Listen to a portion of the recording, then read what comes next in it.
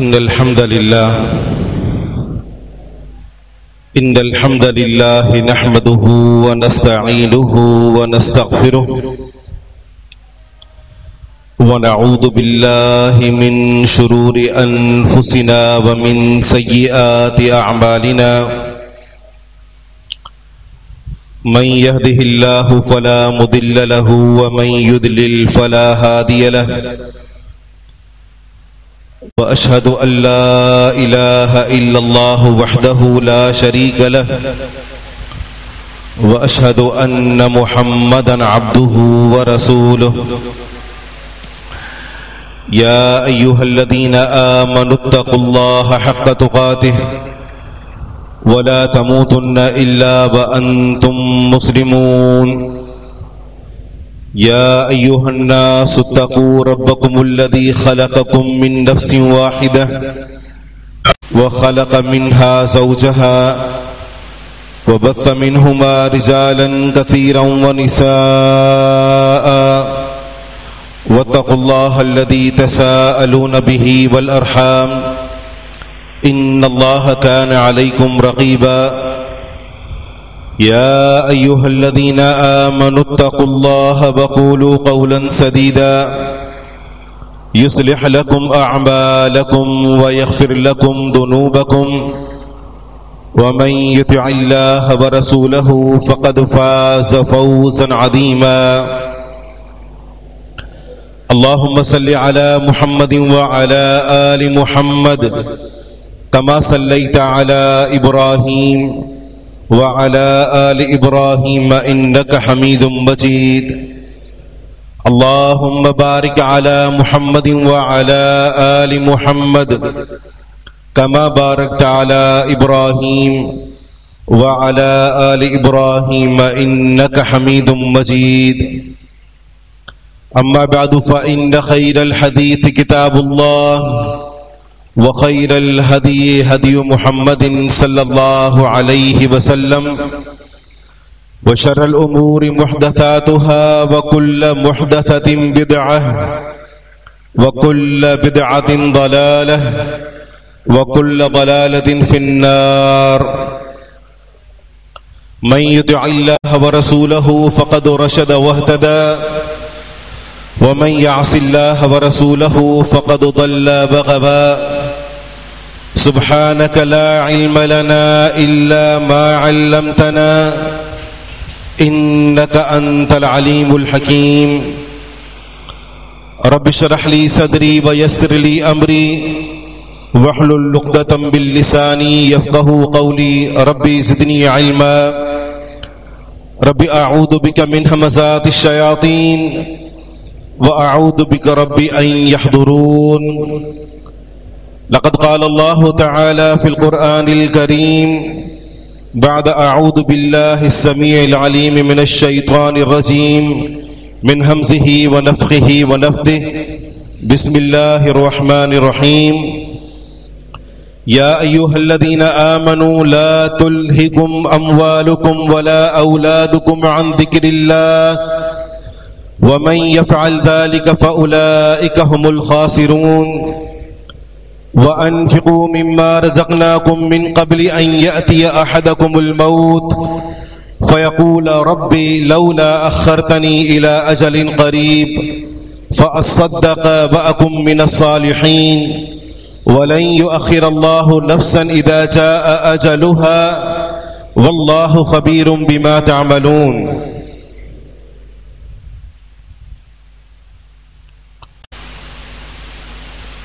عزیز دوستو، بزرگوں اور بھائیوں،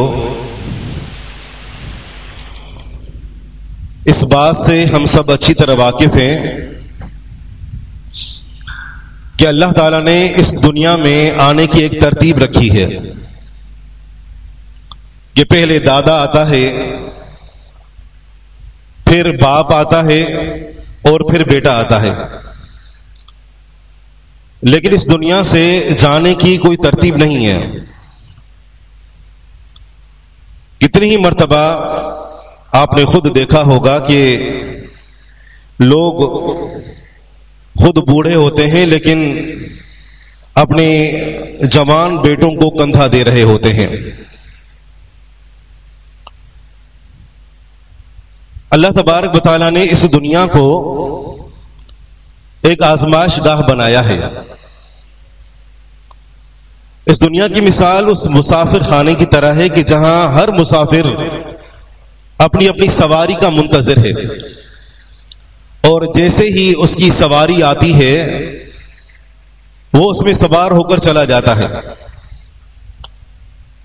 تو یہ جو مرنے کا دن ہے، جو میری اور آپ کی زندگی کا آخری دن ہوگا، اس حوالے سے دو حقیقتیں اٹل ہیں۔ پہلی حقیقت یہ ہے کہ اس دن نے لا محالہ آنا ہے، اس دن سے کوئی بچ نہیں سکتا۔ یہ موت کسی نہ کسی دن انسان کے اوپر آتی ہے۔ اور دوسری جو اس حوالے سے حقیقت ہے وہ یہ کہ موت بڑی بے رحم ہے۔ وہ آنے سے پہلے کوئی اطلاع نہیں کرتی، کوئی خبردار نہیں کرتی، کوئی وارننگ نہیں دیتی، کوئی اشارہ نہیں دیتی، اچانک آ کر بندے کو دبوچ لیتی ہے، اور اس میں بھی کوئی رحم نہیں کرتی کہ جس کو وہ دبوچ رہی ہے وہ بوڑھا ہے، اپنی پوری زندگی دیکھ چکا ہے، یا ابھی جوان ہے اور اس نے جوانی کی دہلیز پر ابھی قدم رکھا ہے اور اس کے سامنے پوری دنیا دیکھنا باقی ہے۔ موت فرق نہیں کرتی۔ موت یہ بھی نہیں دیکھتی کہ یہ بچہ ہے، اور یہ بھی نہیں دیکھتی کہ جس کو میں دبوچ رہی ہوں وہ بندہ بیمار ہے یا تندرست ہے، اس سے بھی کوئی فرق نہیں پڑتا۔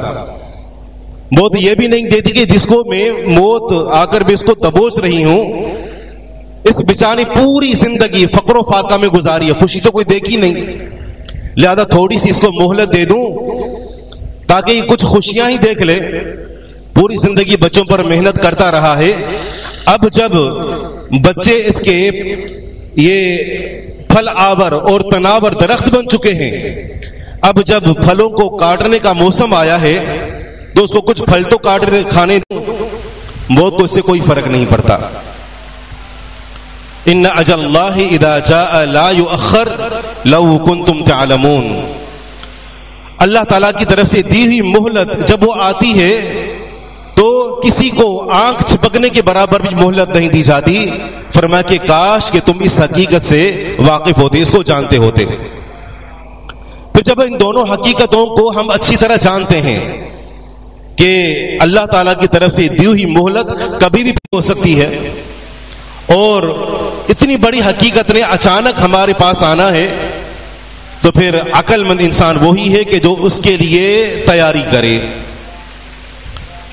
ہمارا معاملہ یہ ہے کہ ہم اس طرح کی باتوں کو دنیا کے اندر یہ سمجھتے ہیں کہ یہ نحوست والی باتیں ہیں، بالخصوص اگر خوشی کے موقع پر اگر کوئی بات کر دے، حالانکہ موقع محل دیکھ کر بات کرنی چاہیے، لیکن اگر کوئی اس کا تذکرہ چھیڑ دے تو فوراً ہم اس کو ڈانٹ کر چپ کرا دیتے کہ کیا تم یہ مایوسی والی باتیں پھیلا رہے ہو، حالانکہ یہ اتنی بڑی حقیقت، اس سے ہم سب واقف ہیں، لیکن اس کے لیے خود کو تیار نہیں کر پاتے، اور تیار نہ ہونے کی وجہ سے ہمیشہ ڈرتے رہتے ہیں، اس کا تذکرہ بھی سننا نہیں چاہتے، اس کو یاد بھی نہیں کرنا چاہتے، اور وجہ یہی کہ ہم اس کے لیے صحیح معنوں میں تیار نہیں ہوتے۔ اور اگر اس کے لیے ہم تیار ہوں تو رسول اللہ صلی اللہ علیہ وسلم کا یہ فرمان ہمارے لیے ہی ہے۔ فرمایا کہ ایک مومن کے لیے جو موت ہوتی ہے وہ اللہ کی طرف سے تحفہ ہوتی ہے۔ مومن دنیا کی تھکاوٹوں میں چور چور ہوتا ہے، عمل کر کر کے اپنی داڑھی کو سفید کر چکا ہوتا ہے، اپنے بالوں کو سفید کر چکا ہوتا ہے، اور اب اس کو اللہ تعالیٰ کی طرف سے انعامات اور اکرامات کی صورت میں اس کی محنت کا صلہ ملنے والا ہوتا ہے۔ تو لہذا اب تو انعامات و اکرامات کی بارش ہونے والی ہے، زمین سے لے کر آسمان تک استقبال کی تیاریاں ہو چکی ہیں، تو مومن کے لیے تو موت تحفہ ہے، لہذا کوئی مایوس ہونے کی ضرورت نہیں ہے۔ صرف ہم وقتی طور پر اپنے اہل خانہ سے جدا ہو رہے ہوتے ہیں، وہ عرصہ 100 سال کا بھی ہو سکتا ہے، زیادہ سے زیادہ۔ آنے والی نسلوں کو کیا پتا کہ آپ دنیا میں تھے کہ نہیں تھے، جو ہمارے قریبی ہیں انہی کو صرف فرق پڑتا ہے، اور ہم وقتی طور پر ان سے جدا ہو رہے ہوتے ہیں۔ تو کہنے کا مقصد یہ ہے کہ جب یہ اس حقیقت سے واقف ہیں تو پھر اس کے لیے ہمیں کما حقہ تیاری کرنے کی ضرورت ہے۔ اگر ہم تیاری کرنے میں سنجیدہ ہیں تو سب سے پہلے اپنے معاملات پر نظر ڈالیں، اور اگر ہمارا کسی کے ساتھ کوئی معاملہ ہے، کچھ لینا دینا ہے، تو ہم اس معاملے کو دنیا کے اندر ہی صاف کر لیں۔ بالخصوص یہ جو حقوق العباد کا معاملہ ہے کہ جس کی طرف ہم عام طور پر توجہ نہیں دیتے، اس طرف توجہ دینے کی ضرورت ہے۔ ہم بسا اوقات تھوڑی بہت عبادات کر لیتے ہیں، ان عبادات پر ہمیں بڑا بھروسہ ہوتا ہے، لیکن جہاں بات آئے اللہ کے بندوں کے ساتھ سلوک اور معاملے کی، ہمیں کوئی پرواہ نہیں ہوتی۔ ہم سمجھتے ہیں کہ ہم موحد ہیں، مشرک نہیں ہیں، عبادات کر رہے ہیں، اتنا کافی ہے۔ رسول اللہ صلی اللہ علیہ وسلم نے فرمایا کہ اتدرون من المفلس، کیا تم جانتے ہو کہ مفلس کون ہوتا ہے، محتاج کون ہے؟ صحابہ کرام نے وہی جواب دیا جو عام طور پر ہماری سوچ ہے کہ المفلس فینا من لا درہم لہ ولا دینار۔ مفلس تو وہ ہوتا ہے کہ جس کے پاس درہم و دینار نہ ہو۔ فرمایا کہ یہ مفلس نہیں ہے، اسے مفلس مت سمجھو۔ مفلس تو وہ ہے کہ جو قیامت کے دن نیکیوں کے پہاڑ لے کر آئے گا، لیکن دنیا کے اندر کسی کو گالی دی ہوگی، کسی کو تھپڑ مارا ہوگا، کسی کے مال کو غصب کیا ہوگا، تو اس کی نیکیاں اٹھا اٹھا کر لوگوں کے درمیان تقسیم کر دی جائیں گی۔ نیکیاں جب ختم ہو جائیں گی اور مظلومون کی ایک طویل جو ہے وہ لائن کھڑی ہوگی، تو فرمایا کہ ان کے گناہوں کو اٹھا کر اس کے نامہ اعمال میں ڈال کر اس کو جہنم کی طرف روانہ کر دیا جائے گا۔ یہ بندہ مفلس ہے۔ آج ہم نیکیاں کر رہے ہوتے ہیں، لیکن ہم ساتھ ساتھ حقوق العباد کی طرف کوئی متوجہ نہیں ہوتے۔ اللہ کے رسول علیہ الصلوۃ والسلام کو فرمانے کہ من کان عنده مظلمة لأخيه من عرضه أو شيء فليتحلله منه اليوم قبل أن لا يكون دينار ولا درهم۔ فرمایا کہ اگر دنیا کے اندر تم نے کسی پر ظلم کیا ہے، کسی کا حق مارا ہے، کسی کو کوئی تکلیف اذیت پہنچائی ہے، تو جاؤ اس کے پاس فَلْيَتَحَلَّلْهُ مِنْهُ الْيَوْمِ، آج جا کر اس سے اپنی معافی طلب کر لو، اپنے آپ کو اس سے آزاد کروا لو، اس سے پہلے کہ وہ دن آ جائے کہ جس دن کوئی درہم و دینار نہیں ہوں گے۔ دنیا کی شرمندگی اٹھا لینا، برداشت کر لینا، اپنی انا کو ختم کر کے جس کے اوپر ظلم کیا ہے، زیادتی کی ہے، جس کو تکلیف پہنچائی ہے، اپنے آپ کو جھکا کر اس سے معافی لے لینا، یہ زیادہ آسان ہے بنسبت آخرت کے عذاب کو برداشت کرنے کے۔ آپ علیہ الصلوۃ والسلام کی زندگی کے آخری ایام میں آپ نے کھلے عام اعلان کر دیا کہ اگر میں نے بھی کسی پر ظلم کیا ہے تو آ کر وہ مجھ سے بدلہ لے سکتا ہے۔ اس سے بڑھ کر کیا بات ہوگی؟ لیکن ہماری جو انا ہے، جو کبر ہے، جو یہ میں کی عادت ہے، یہ ہمیں جھکنے نہیں دیتی، معافی لینے نہیں دیتی۔ ہم کہتے ہیں ہم اپنے آپ کو کیوں جھکائیں؟ ہم قیامت کے دن تک اس کو مؤخر کر کے آخرت میں حساب دینے کے لیے تیار ہیں، لیکن دنیا میں خود کو جھکانے کے لیے تیار نہیں ہوتے۔ نامعلوم کتنے لوگوں کے دلوں کو ہم نے دکھایا، کتنی ان کو اذیتیں پہنچائیں، تکلیفوں سے دوچار کیا، ہمیں کوئی پرواہ نہیں ہوتی۔ تو اگر واقعی میں ہم اس کے لیے تیاری کرنا چاہتے ہیں تو پھر ضروری ہے کہ ہم اپنے معاملات کو صاف کریں، بالخصوص اگر کسی کا کوئی مالی معاملہ ہے۔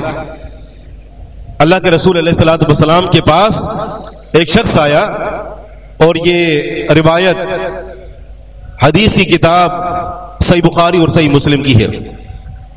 عبداللہ بن عمر رضی اللہ عنہ حدیث کے راوی ہیں۔ فرماتے ہیں کہ رسول اللہ صلی اللہ علیہ وسلم کے پاس ایک آدمی آیا اور اس نے آ کر ایک سوال کیا، کہنے لگا کہ اللہ کے رسول علیہ الصلوۃ والسلام، اگر میں اللہ کی راہ میں جہاد کرتا ہوں، مقبلا غیر مدبر، آگے سے آگے بڑھتا چلا جاتا ہوں، پیٹھ پھیر کر بھاگنے والوں میں سے نہ ہوں، فأین انا، تو پھر میرا انجام کیا ہوگا؟ اور یہ کوئی معمولی بات نہیں ہے، ہم کانٹے چبھنے کی تکلیف کو برداشت نہیں کرتے، تو اللہ کی راہ میں اپنی جان کو قربان کرنا یہ بہت عظیم، اس کے لیے جذبہ چاہیے، بہت بڑی قربانی ہے۔ آپ علیہ الصلوۃ والسلام نے فرمایا کہ اگر تم اسی طریقے سے اللہ کی راہ میں آگے سے آگے بڑھتے جاؤ، پیٹ پھیر کر بھاگنے والوں میں سے نہ ہو، اسی حالت میں اللہ تعالیٰ تمہیں شہادت کی موت عطا فرمائے تو تم جنت میں جاؤ گے۔ اسی دوران اللہ کے رسول علیہ الصلوۃ والسلام پر وحی نازل ہوتی ہے۔ وحی نازل ہو کر جب ختم ہو چکی، آپ نے پوچھا کہ سائل کہاں ہے، اس کو بلاؤ۔ وہ آیا، آپ نے پوچھا کہ تم نے کیا سوال کیا تھا؟ اس نے اپنے سوال کو دہرایا۔ رسول اللہ صلی اللہ علیہ وسلم نے فرمایا کہ تمہارے سارے گناہوں کو معاف کر دیا جائے گا الا الدین، سوائے قرض کے۔ اور اگر ہمارے ذمہ کسی کا کوئی قرض ہے تو پھر ہمیں چاہیے کہ ہم اس کو ادا کر دیں۔ ہم اپنی ضروریات کو پورا کرنے کے لیے بسا اوقات کسی سے کچھ لیتے ہیں، لیکن بسا اوقات لیتے ہوئے نیت واپسی کی نہیں ہوتی، اور یہ بہت بڑی بدبختی ہے، کیونکہ رسول اللہ صلی اللہ علیہ وسلم کا فرمان ہے کہ ایک بندہ جو قرض لیتا ہے اور اس کی نیت واپسی کی نہیں ہے، فرمایا کہ لقی اللہ وہو سارق، بندہ اللہ سے اس حال میں ملے گا کہ وہ اللہ کے ہاں چور شمار ہوگا۔ اگر ہم چاہتے ہیں کہ ہمارا شمار اللہ کے ہاں چوروں کے اندر نہ ہو تو پھر ہمیں دوسروں کے قرض کو فی الفور ادا کرنے کی ہمیں ضرورت ہے۔ ہم ادا کر دیں، اپنے معاملات کو صاف کر لیں۔ اور کچھ لوگ بلا وجہ اس کو مؤخر کرتے رہتے ہیں، حالانکہ قرض کی ادائیگی کی رقم ان کے پاس موجود ہوتی ہے، وہ دے سکتے ہیں۔ جیسے کاروباری معاملات میں بندے کی سوچ ہوتی ہے کہ یہ جو میرے پاس پیسہ رکھا ہوا ہے، قرض ادا کروں گا تو یہ تو پیسہ چلا جائے گا، ہے کسی اور کا، لیکن اپنے پاس روک کر اس کو مزید کاروبار میں لگا کر ہم اس سے مزید فائدہ حاصل کرنا چاہتے ہیں، اور سامنے والے کو دن پہ دن دے رہے ہیں، تاریخ پر تاریخ دے رہے ہیں، اس کو ٹال مٹول کر رہے ہیں۔ حالانکہ اگر اس کا حق ہے تو اس کا حق اس کو ادا کر دینا چاہیے۔ اور بسا اوقات ہم ملازمین کی تنخواہوں کو دبا کر بیٹھ جاتے ہیں۔ آپ علیہ الصلوۃ والسلام کی تو ہمیں تعلیم ہے کہ آپ کے ملازم کا پسینہ خشک بعد میں ہو، آپ اس کی اجرت اس کو پہلے ادا کریں۔ شریعت کو یہ ہمیں تعلیم دیتا ہے، لیکن ہمیں پہلی تاریخ آنے کے بعد اس کو ٹال مٹول شروع کر دیتے ہیں، اور یہ ہر مرتبہ کی کہانی ہے۔ اور ہمیں یہ بھی معلوم ہوتا ہے کہ ان کا جو گزر بسر ہے، یہ جو بیچارے ملازم ہوتے ہیں، مزدور ہوتے ہیں، وہ اسی چیز کے اوپر ہے، لیکن ہمیں کوئی پرواہ نہیں ہوتی۔ ہم ٹال مٹول کرتے رہتے ہیں، آدھا مہینہ گزر جاتا ہے، بسا اوقات 2-2 3-3 مہینے ان کو روک لیتے ہیں، اور ہمیں معلوم نہیں کہ یہ کتنی بڑی ذمہ داری ہے، کتنا بڑا وبال ہے کہ ہم بلا وجہ ان کو مؤخر کر رہے ہیں اور اپنے ذمہ قرض کو بڑھاتے جا رہے ہیں۔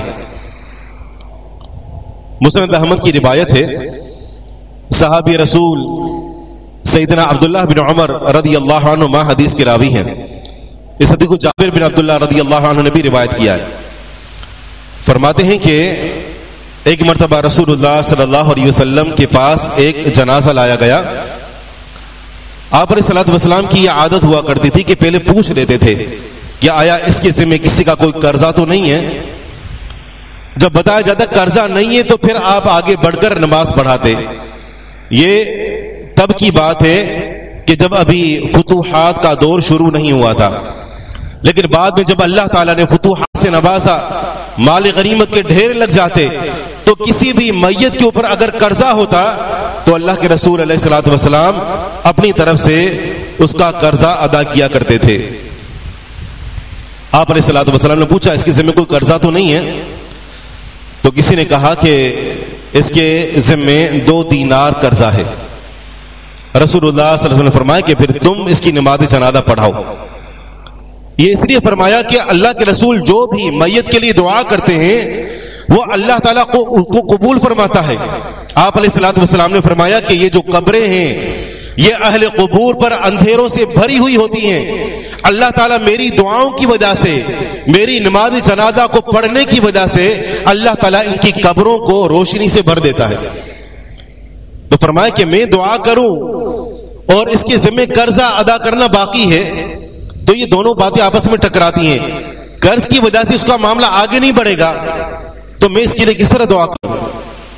آپ علیہ الصلوۃ والسلام نے جب یہ بات بیان فرمائی کہ تم اس کی نماز جنازہ پڑھو، تو صحابی رسول سیدنا قتادہ رضی اللہ عنہ آگے بڑھے اور کہنے لگے کہ اللہ کے رسول علیہ الصلوۃ والسلام آپ اس کی نماز جنازہ پڑھائیں، اس کا جو قرضہ ہے وہ میں اپنے ذمہ لیتا ہوں، میں ادا کر دوں گا۔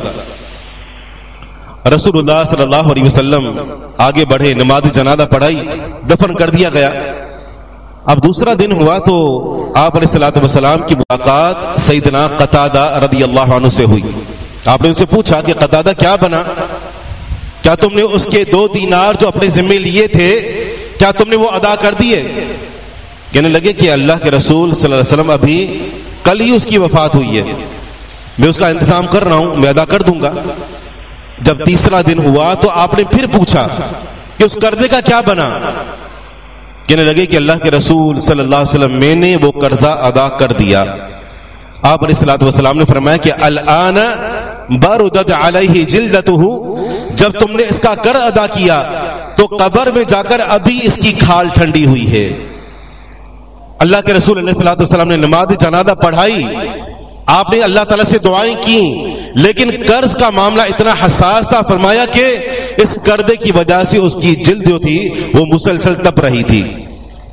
जरा सोचें कि आखिरत की नेमत के मुकाबले में ये पूरी दुनिया क्या हैसियत रखती है कि हम छोटे मोटे कर्जे लें और उनको हड़प करने की नीयत से हम उनसे वसूल करें और वापसी की कोई नीयत ही ना हो। भले दुनिया में खा जाएं, भले हम दुनिया में उन कर्ज ख्वाहों से राब्ता बंद कर दें, राब्ता मुनक़ते कर दें, उनकी कालें उठाना छोड़ दें, उनसे मिलना खत्म कर दें, लेकिन अल्लाह ताला तो बंदे से हिसाब लेगा। वो लेता है, दुनिया में भी लेता है, मरने के बाद भी लेगा और आखिरत में भी। लिहाजा हुकूकुल इबाद को मामूली ना समझें। इसी तरीके से मौत की मानों में, सही मानों में तैयारी करने के लिए जरूरी है कि हम, अगर हमारे पास कोई ऐसी चीज है जिसके बारे में हम वसीयत करना चाहते हैं तो वसीयत कर दें, और वसीयत करने में अदल और इंसाफ से काम लेना जरूरी है। अल्लाह तबारक व तआला ने कुरान करीम में बेशुमार मौके पर हमें वसीयत करने का हुक्म भी दिया है और वसीयत के मामले में अल्लाह ताला से डरने का भी हुक्म है। रसूलुल्लाह सल्लल्लाहु अलैहि वसल्लम का फरमान है कि इन्नल अब्द ला यअबुदुल्लाह 70 सनतन, एक बंदा अल्लाह की इबादत करता रहता है। फरमाया कि इबादत करते करते वो 70 साल गुजार देता है, लेकिन फरमाया कि जब उसकी मौत आती है तो वो वसीयत में जुल्म करता है, वसीयत करने में वो ना इंसाफी से काम लेता है। फरमाया कि फ़अौजबत लहुन नार, वो बंदा अपने लिए जहन्नम की आग को वाजिब कर देता है। पूरी इबादत, पूरी जिंदगी की किए गई इबादत, थकान उसके ऊपर पानी फेर देता है, सिर्फ वसीयत करते हुए जुल्म करने की वजह से। बंदा जरा सोचे और अकलमंदी से काम ले कि उसके जाने के बाद कौन इस माल से फायदा उठाता है, कौन महरूम रहता है। ये शरीयत का मामला है। मुझे सिर्फ एक माल के 1/3 हिस्से के अंदर वसीयत करने की इजाजत है, और वसीयत भी उसके लिए की जा सकती है कि जो शरन आपका वारिस नहीं बन सकता। आपके वालिदैन, आपकी बीवी बच्चे, आपके बहन भाई कि जिनको शरीयत ने वारिस बनाया है, आप उनके लिए कोई वसीयत नहीं कर सकते। ला वसीयत लिवारिस। लेकिन इसके अलावा अगर किसी के लिए कोई वसीयत करना चाहते हैं तो माल के 1/3 हिस्से में वसीयत कर सकते हैं। बसा औकात कुछ वालिदैन क्या करते हैं कि अपनी जिंदगी में अपनी सारी जायदाद, अपनी दुकानें, अपने प्लाट और अपना कारोबार उसको तकसीम करके सब का सब बेटों के हवाले कर देते हैं। बेटियों के लिए कुछ नहीं छोड़ते कि ये माल दामादों के पास चला जाएगा। अब अल्लाह ने उनके लिए हिस्सा रखा है, लेकिन ये उनको मरने से पहले उस हिस्से से महरूम करना चाहता है, और इस बिना पर वो तो चला जाता है और उसके बेटे उसकी कमाई हुई मेहनत और उसके कमाई हुए माल पर अयाशियां कर रहे होते हैं, लेकिन बेटियों को महरूम करके वो आगे खुद अजाब का सामना कर रहा होता है। अब क्या फर्क पड़ता है कि उसके मरने के बाद ये माल बेटियों को मिले या बेटों को मिले। बस इसको इतना सोचना चाहिए कि अल्लाह ने जो हिस्सा रखा है वो उसको उसका हिस्सा देना है, और वो भी मरने के बाद तकसीम होगा, ना कि जिंदगी में।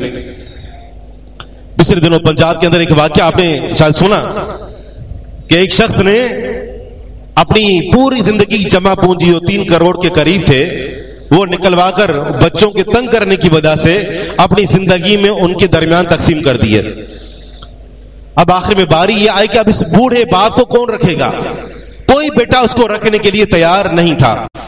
बिल आखिर एक बेटे ने بھرے بازار اپنے باپ کے سینے کے اندر سب کے سامنے گولیاں اتار دی کہ ہم اس کو رکھنے کے لیے تیار نہیں ہیں. یہ کیا ہے؟ اس کے اندر بہت ساری خرابیاں ہیں، جن میں سے اولاد کی دینی نہج پر تربیت نہ کرنا اور اپنی زندگی کے اندر ہی اپنی وراثت کو تقسیم کر دینا. اب ایسی نافرمان نالائق اولاد کو کیا ضرورت پڑی ہے کہ والد سے ملکیت کو حاصل کرنے کے بعد اس کی خدمت کرے؟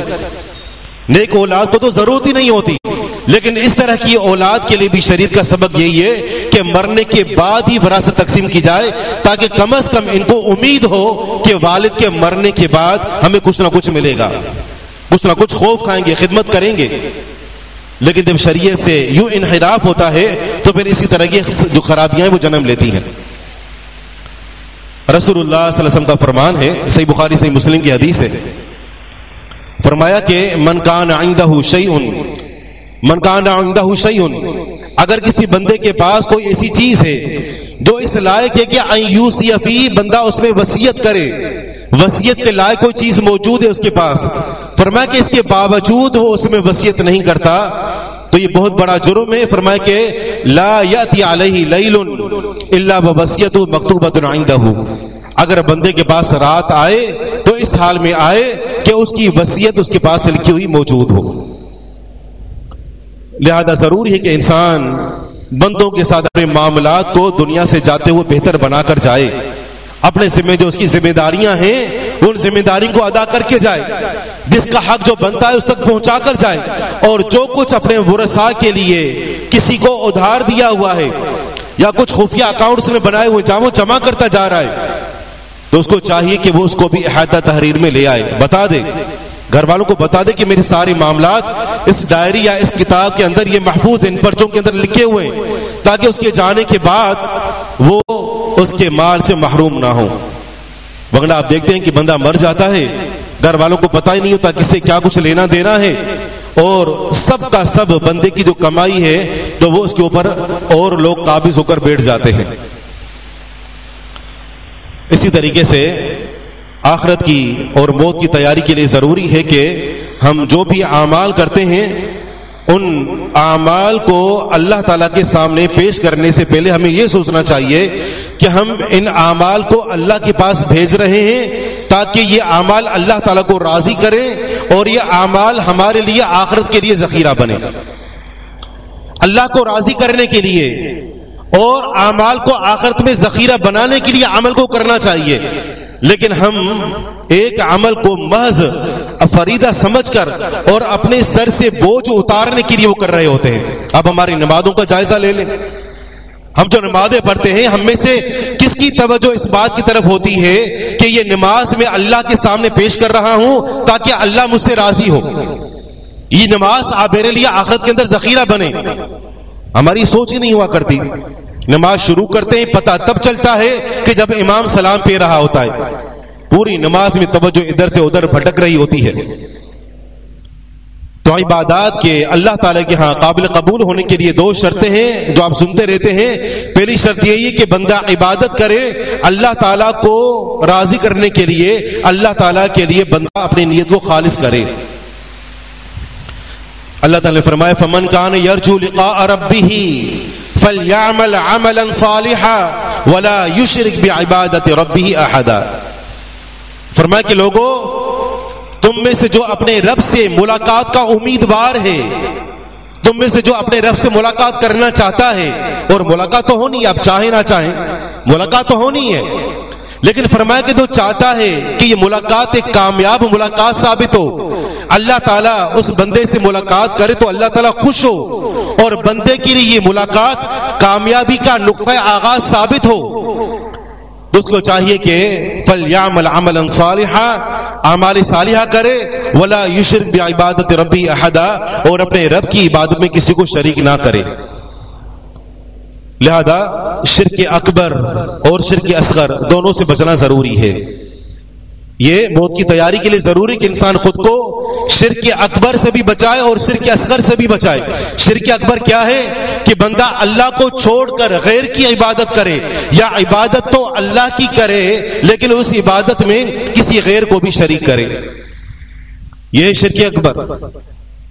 جس طرح ہمارے معاشرے میں ہو رہا ہے، لوگ غیر اللہ کو رکوع سجدہ کر رہے ہیں، غیر اللہ کے نام پر جانور ذبح کرتے ہیں، اور غیر اللہ کے نام پر معلوم نہیں کون کون سی جو شریعت نے اللہ کے لیے عبادتیں بتائی ہیں وہ آج ساری غیر اللہ کے نام پر ہو رہی ہیں. تو یہ ہے شرک اکبر کہ عبادت جو اللہ کے لیے ہونی چاہیے وہ عبادت غیر اللہ کے لیے کی جائے، اور اللہ تعالیٰ سے کبھی معاف نہیں کرے گا. اللہ تعالیٰ ایسے عمل کو رد کر دیتا ہے. اور اس طرح وہ عمل بھی کہ جس میں انسان نیت یہ کرے کہ اللہ بھی راضی ہو اور فلاں بھی راضی ہو، چاہے وہ زندہ ہو یا مردہ. فرمایا کہ انا اغنى الشركاء عن الشرك من عمل عملا اشرك فيه معي غيري تركته وشركه وانا منه بريء. میں شریکوں میں سے سب سے بڑھ کر بے پرواہ ہوں. آپ بھی کسی کے ساتھ شراکت کرتے ہیں، جو منافع حاصل ہوتا ہے آپ باقاعدہ پورا اس سے منافع لینے کی کوشش کرتے ہیں.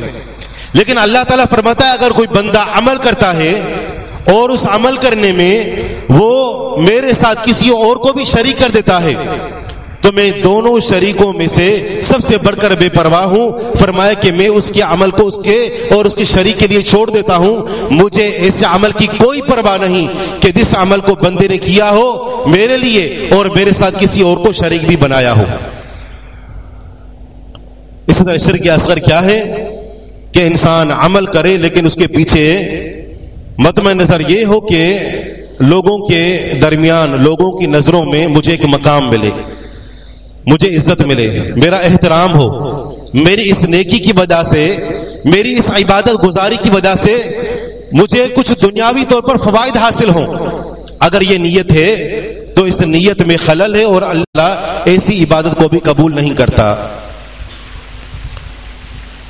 تو اگر ہم صحیح معنوں میں چاہتے ہیں کہ ہمارے یہ جو اعمال صالحہ ہیں اللہ تعالیٰ کے ہاں قابل قبول ہوں تو ان میں اخلاص اولین شرط ہے، اور دوسرے نمبر پر یہ کہ وہ اعمال رسول اللہ صلی اللہ علیہ وسلم کے طریقے کے مطابق ہوں، کیونکہ اللہ تعالیٰ نے ایسا کوئی عمل قبول کرنا ہی نہیں ہے جو اللہ تعالیٰ نے اپنے رسول کو جو نمونہ بنا کر بھیجا اس کو طریقے سے ہٹ کر ہو. اللہ تعالیٰ کو کوئی پرواہ نہیں کہ بندے نے کتنا بڑا عمل کیا ہے، بس اللہ تعالیٰ نے یہ دیکھنا ہے کہ یہ عمل میرے رسول کے بتلائے ہوئے طریقے کے مطابق ہے کہ نہیں ہے، میرے لیے خالص ہے کہ نہیں ہے. تو ضروری ہے کہ انسان اپنا عمل رسول اللہ صلی اللہ علیہ وسلم کے طریقے کے مطابق بنائے. مثلا ہم نماز کی مثال لیتے ہیں. آج ہمارے معاشرے میں 10 اور 20 بسا اوقات نمازوں کے طریقے ہمیں نظر آتے ہیں. کتابیں چھپی ہوئی ہوتی ہیں، فلاں طریقے کی نماز، فلاں طریقے کی نماز. اللہ تعالیٰ نے اپنے نبی کو جو بھیجا وہ 4 5 8 10 نمازیں دے کر نہیں بھیجا، بلکہ فرمایا کہ صلو کما رأیتمونی اصلی، ویسے نماز پڑھو جیسے مجھے پڑھتے ہوئے دیکھا ہے. اور وہ کتنی نمازیں تھیں؟ ظاہری بات ہے ایک ہی نماز تھی جو اللہ کے رسول علیہ الصلوۃ والسلام نے صحابہ کرام کے سامنے پیش کی. تو لہذا زندگی کا ہر ایک عمل رسول اللہ صلی اللہ علیہ وسلم کے طریقے کے مطابق ہونا چاہیے، تبھی یہ اعمال اللہ کو راضی کریں گے اور تبھی یہ اعمال اللہ تعالیٰ کے ہاں ہمارے لیے ذخیرہ بنیں گے. وگرنہ پھر کیا ہوگا؟ وَقَدِمْنَا إِلَىٰ مَا عَمِلُوا مِنْ عَمَلٍ فَجَعَلْنَاهُ هَبَاءً مَنْثُورًا. اللہ تعالیٰ ان کو اڑا کر رکھ دے گا کہ جن اعمال کے اندر اخلاص نہ ہو یا جو اعمال سنت کے مطابق نہ ہوں. آخرت میں کامیابی کا مدار اعمال صالحہ پر ہے، اور بندے نے اعمال تو کیے لیکن اپنی منشا اپنے طریقے کے مطابق، لہذا اللہ تعالیٰ کو ایسے اعمال کی کوئی پرواہ نہیں ہوگی. اسی طرح اگر ہم موت کی تیاری صحیح معنوں میں اخلاص کے ساتھ اگر کرنا چاہتے ہیں تو پھر اس کے لیے یہ بھی ضروری ہے کہ ہم اصل میں موت کو کثرت سے یاد رکھیں، اس کا کثرت سے اپنے ذہن کے اندر تصور لے آئیں کہ اگر مجھے ابھی اللہ نے بلا لیا تو کیا میں اللہ تعالیٰ سے ملاقات کرنے کے لیے تیار ہوں؟ میرے اعمال ایسے ہیں، کہیں میرے اعمال کے اندر کوئی ایسی چیز تو نہیں ہے کہ جو ابھی تک میرے پاس وہ رہ گئی ہے اور میں اسی حالت میں مر گیا تو اللہ تعالیٰ مجھ سے ناراض نہ ہو. کیونکہ اگر انسان اللہ تعالیٰ کے پاس اس حال میں جا کر پہنچا کہ اس کے دامن کے ساتھ کوئی گناہ باقی چمٹ کر رہ گیا تو جب تک اس کو جہنم کی بھٹی کے اندر ڈال کر اس کو صاف نہیں کیا جائے گا تب تک معاملہ آگے نہیں بڑھے گا الا ما رحم ربی. لہذا کوشش یہ ہو کہ اس دنیا کے اندر رہتے ہوئے اور موت کی تیاری کرنے کے لیے موت کو کثرت سے یاد رکھا جائے. جب یہ سوچ ہوگی تو پھر انسان کسی گناہ کے قریب ہی نہیں جائے گا. آپ علیہ الصلوۃ والسلام نے فرمایا کہ کنت نہیتکم عن زیارت القبور فزوروها فإنها يرق القلب وتدمع العين وتذكركم الآخرة. فرمایا لوگوں میں تمہیں پہلے قبروں کی زیارت سے منع کیا کرتا تھا. شروع اسلام کے اندر منع تھا کہ کہیں لوگ دوبارہ جا کر قبروں کو دیکھ کر جزا فضا نہ کرنے لگ جائیں. عقائد کی ابھی اتنی مضبوطی نہیں ہے, کسی شرکیہ کام کے اندر ملوث نہ ہو جائیں. فرمایا کہ پہلے میں تمہیں منع کیا کرتا تھا, اب تم قبرستان جایا کرو, جا کر دیکھا کرو. اور فرمایا کہ اس سے تمہیں 3 فائدے حاصل ہوں گے. جب تم قبروں کو دیکھو گے, اپنے انجام کو اپنی آنکھوں سے دیکھو گے, تو فرمایا کہ تمہارے دلوں کے اندر نرمی پیدا ہوگی. اپنے انجام کو اپنی آنکھوں سے دیکھو گے تو تمہاری آنکھیں آنسو بہائیں گی اور تمہیں آخرت کی یاد آئے گی. یہ موت کو یاد کرنا یہ تمہیں تزہدکم فی الدنیا, دنیا کے اندر تمہیں بے رغبت بنا دے گا. تو اس لیے کثرت سے جایا کرو. صحابی رسول سیدنا ابو ایوب رضی اللہ عنہ فرماتے ہیں کہ من اکثر من ذکر الموت قل حزنہ وقل فرحہ. جو انسان کثرت کے ساتھ موت کو یاد کرتا ہے اس کو 2 فائدے حاصل ہوتے ہیں. ایک یہ کہ دنیا کے اندر جو اس کا غم ہوتا ہے وہ ختم ہو جاتا ہے, کم ہو جاتا ہے. انسان جب اپنے آپ کو دیکھتا ہے اور لوگوں کو دیکھتا ہے اور لوگوں کو ہر حوالے سے اپنے آپ سے آگے آگے دیکھتا ہے, انسان سوچتا ہے میں نے اب تک کیا کیا, میں نے اب تک کتنی دنیا کمائی, میرے پاس کتنی آسائشیں ہیں. اور انسان یہ چیزیں لوگوں کے پاس دیکھ کر دکھی ہو جاتا ہے. اپنے سے اوپر والوں کو ہمیشہ دیکھ کر انسان غمگین ہو جاتا ہے. فرمایا کہ اگر تم اپنی موت کو یاد کرو گے تو فائدہ یہ ہوگا کہ یہ غم تمہارے دلوں سے نکل جائے گا, کیونکہ تمہیں پتا ہوگا کہ ان کا اور میرا دونوں کا انجام سیم ہے, ایک ہی جگہ پر جانا ہے, اور وہاں پر جو مقام ملنا ہے وہ ایمان اور اعمال صالحہ پر ہے. اور فرمایا کہ جو انسان موت کو کثرت سے یاد رکھتا ہے اس کو یہ فائدہ ہوتا ہے کہ دنیا کے اندر اس کی جو تکبر کرنے کی عادت ہے, جو اترانے کی عادت ہے, جو انسان اپنے آپ کو کچھ سمجھتا ہے, کوئی حیثیت دیتا ہے, تو فرمایا کہ موت کو کثرت سے یاد کرنے کی وجہ سے دنیا کے اندر اس کا تکبر, اس کا غرور اور اس کا گھمنڈ جو ہے وہ ختم ہو جاتا ہے. انسان سمجھتا ہے کہ میرا یہی انجام ہونے والا ہے, اور مرنے کے 3 دن بعد قبر کے اندر وہ حشر ہوتا ہے. کوئی انسان اگر اس کو کھول کر دیکھے تو الٹیاں کرے, اس کی طبیعت خراب ہو جائے. جب انسان اپنے اس انجام کو دیکھے گا تو کبر ختم ہو جائے گا, غرور ختم ہو جائے گا. اس لیے فرمایا کہ تم کثرت سے اپنے اس انجام کو یاد رکھا کرو. ابن ماجہ کی روایت ہے,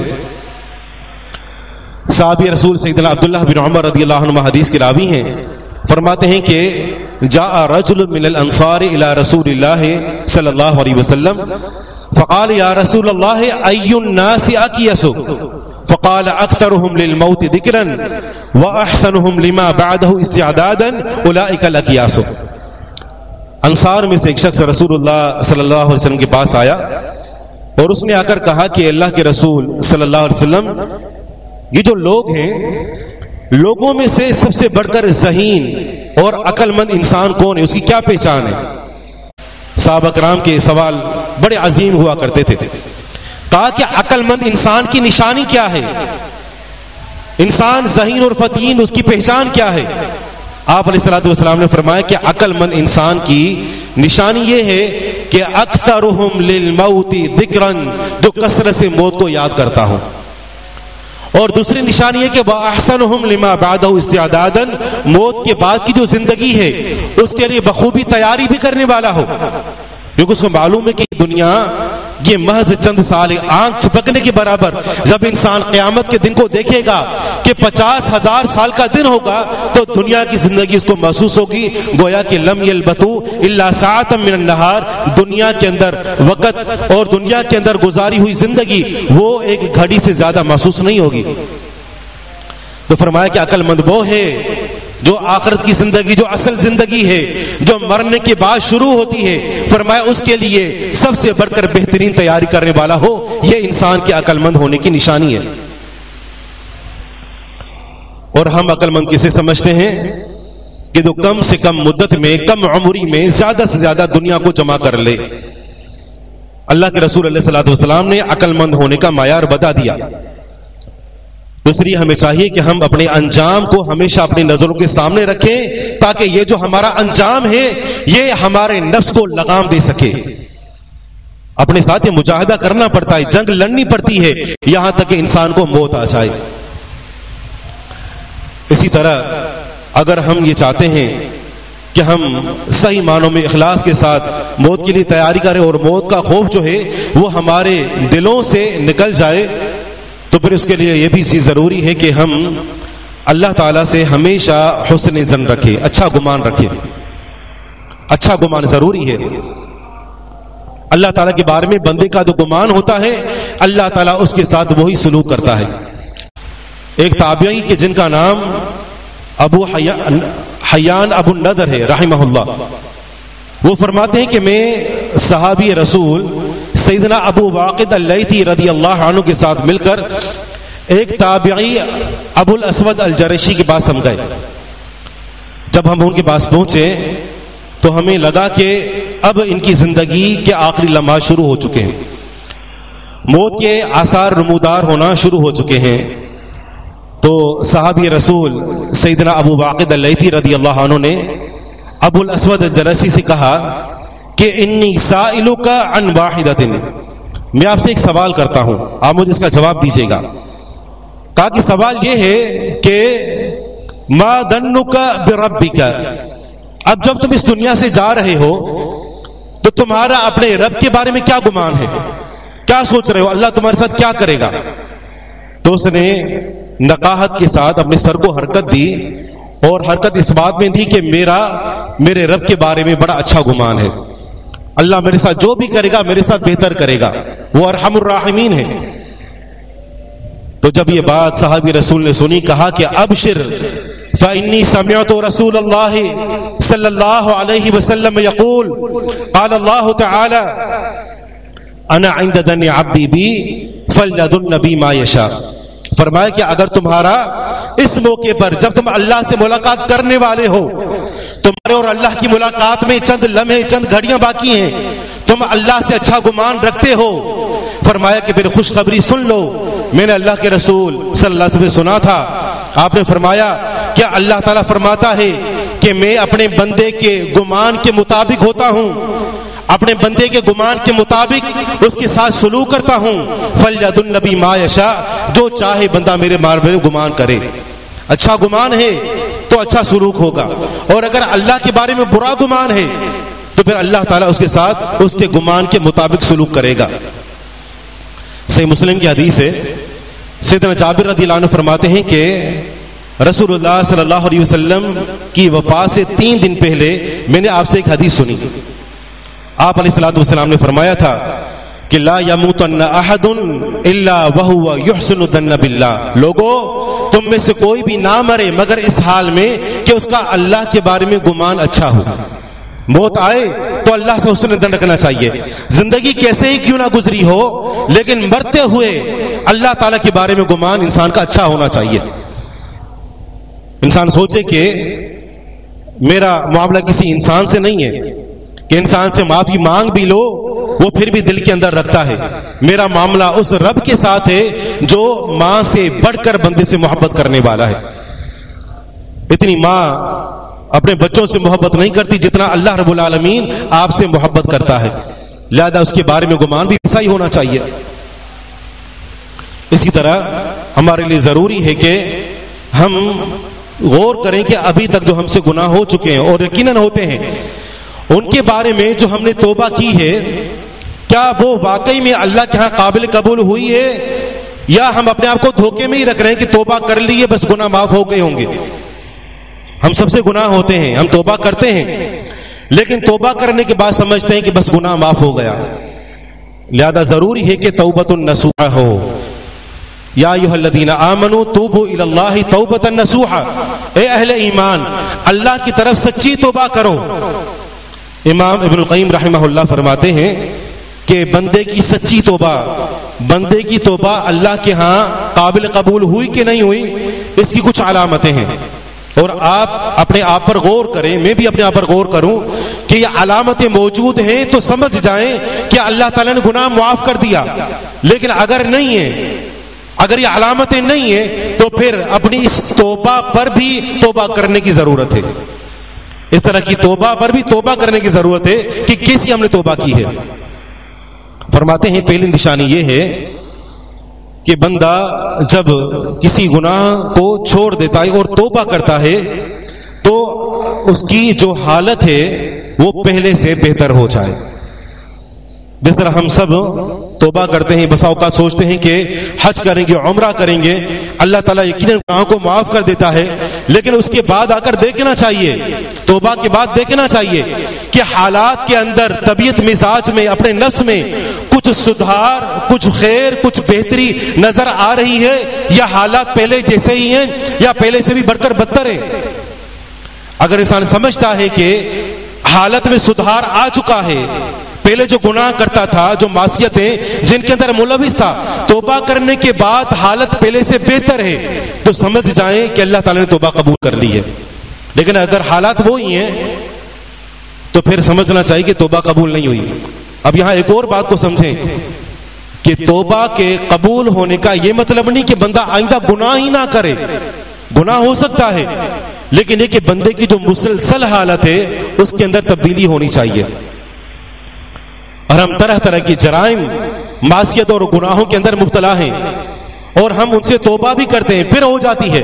لیکن صرف اتنا دیکھنا چاہیے کہ توبہ کرنے کے بعد حالت کے اندر سدھار آیا، یا توبہ بھی کر رہے ہیں اور ساتھ ساتھ گناہ بھی جاری ہے. بعض لوگوں کو آپ نے دیکھا ہوگا وہ غلط کام بھی کرے، زبان سے استغفر اللہ، توبہ توبہ، یہ الفاظ بھی ہوتے ہیں، اور ساتھ ساتھ غلط کام دیکھ بھی رہے ہیں، کر بھی رہے ہیں. رسول اللہ صلی اللہ علیہ وسلم کا فرمان ہے، فرمایا کہ وہ بندہ جو گناہ کے اوپر مصر ہے اور ساتھ ساتھ زبان سے توبہ بھی کر رہا ہے، گناہ بھی ہو رہا ہے، توبہ بھی کر رہا ہے، فرمایا کل مستہزئ بربہ، گویا اپنے رب کے ساتھ مذاق کر رہا ہے. توبہ کے لیے ضروری کہ انسان اس سابقہ گناہ کو چھوڑ دے، اپنی حالت کے اندر سدھار لے آئے. اور فرماتے ہیں کہ دوسری توبہ کے قبول ہونے کی نشانی یہ ہے کہ بندے کو مسلسل خوف لاحق ہو کہ معلوم نہیں کہ یہ توبہ اللہ نے قبول کر لی یا نہیں، معلوم نہیں گناہ معاف ہوا کہ نہیں. انسان مسلسل وہ توبہ کرتا رہے اور اس گناہ کے سزا ملنے سے انسان کو ڈر ہو. لیکن ہم توبہ کرتے ہیں، ڈر ختم ہو جاتا ہے. اللہ تعالیٰ نے فرمایا کہ ان الذین قالوا ربنا اللہ ثم استقاموا تتنزل علیہم الملائکۃ الا تخافوا ولا تحزنوا. موت کے وقت فرشتے آ کر جب بندے کو یہ کہیں کہ تمہیں کچھ ڈرنے کی ضرورت نہیں ہے، تمہیں کوئی غم کرنے کی ضرورت نہیں ہے، اس کا معنی یہ ہوا کہ غم اور خوف یہ بندے کے ساتھ مرتے دم تک لاحق رہتے ہیں، اور بندے کو ڈرتے رہنا چاہیے. فرشتے آ کر خوشخبری تبھی دیں گے نا کہ جب بندہ ڈرتا ہوگا، اور فرشتے آ کر کہیں گے اب تمہیں ڈرنے کی ضرورت نہیں ہے، جس کا معنی ہے کہ اس سے پہلے ڈرنا ضروری ہے کہ معلوم نہیں توبہ قبول ہوئی کہ نہیں ہوئی. کیونکہ اللہ تعالیٰ، یہ بات یاد رکھیں، اللہ تعالیٰ کبھی بھی اپنے بندے پر دو خوف اور دو امن جمع نہیں کرتا. جو دنیا کے اندر ڈرے گا آخرت میں امن ہے، اور اگر جو دنیا کے اندر پر امن زندگی بسر کرتا ہے، کوئی ڈر نہیں ہے، تو آخرت کے اندر اس کے لیے ڈر ہی ڈر ہے. اب یہ بندے کے اپنے اوپر ہے کہ وہ کہاں خوف اور کہاں امن چاہتا ہے. اس لیے ضروری ہے کہ انسان جب توبہ کرے تو توبہ کرنے کے بعد اس کو خوف لاحق ہو. وہ غامدیہ خاتون کی مثال آپ نے سنی ہوئی ہے. آپ علیہ الصلوۃ والسلام نے جب اس کو رجم کروا دیا تو فرمایا کہ لقد تابت توبۃ لو قسمت بین 70 من اہل المدینہ لوسعتهم وهل وجدت توبۃ افضل من ان جادت بنفسها للہ تعالی. فرمایا کہ اس نے ایسی توبہ کی ہے کہ اگر مدینہ کے 70 آدمیوں پر اس کو تقسیم کیا جائے تو اس ایک عورت کی توبہ کی وجہ سے ان 70 کو معاف کر دیا جائے. فرمایا کہ اس سے بڑھ کر تم نے کوئی توبہ پائی ہے کہ اس نے توبہ کرتے کرتے اپنی جان کو اللہ کی راہ میں قربان کر دیا. تو گناہ کرنے کے بعد، توبہ کرنے کے بعد انسان کو چاہیے کہ وہ خوف اپنے دل کے اندر بٹھا کر رکھے. اور فرماتے ہیں تیسری علامت یہ ہے کہ وہ دعا اور استغفار میں لگا رہے. غم و شرمندگی سے اس کا دل پھٹا جائے اور انسان سوچے کہ معلوم ہے یہ گناہ معاف ہوا کہ نہیں ہوا، لہذا مرتے دم تک اللہ تعالیٰ سے دعائیں بھی کرے اور اس کے ساتھ ساتھ وہ استغفار کا بھی اہتمام کرے۔ تو عزیز دوستو، ان باتوں کے کرنے کا جو مقصد ہوتا ہے وہ محض ڈرانا اور خوف پیدا کرنا نہیں ہوتا، بلکہ توجہ دلانا مقصود ہوتا ہے کہ ہم اس انجام تک پہنچنے والے ہیں، ہم چاہیں یا نہ چاہیں، اور اچانک پہنچیں گے، اس سے پہلے کوئی اطلاع نہیں ہوگی۔ لہذا ہمیں چاہیے کہ ہم اس کے لیے خود کو تیار کریں، اور تیاری کا طریقہ کار یہی ہے کہ ہم حقوق اللہ اور حقوق العباد کو صحیح معنوں میں ادا کریں۔ اللہ رب العالمین سے دعا ہے کہ جو کچھ سنایا عمل کرنے کی توفیق عطا فرمائے۔ ھذا ما عندي وآخر دعوانا ان الحمد للہ رب